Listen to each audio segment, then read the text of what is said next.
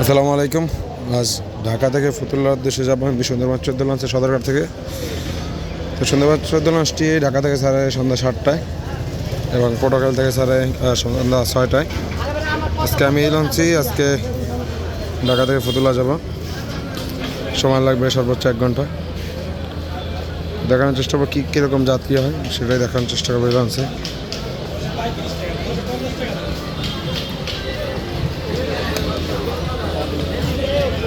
আইন ভাই আছি, ঢুকতে আছি এই মুহূর্তে লঞ্চে।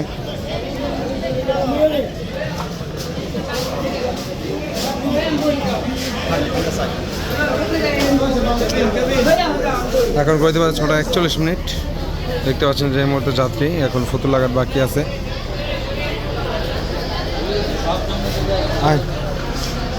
এবং এইগুলো দ্বিতীয় তলার ফ্রন্ট।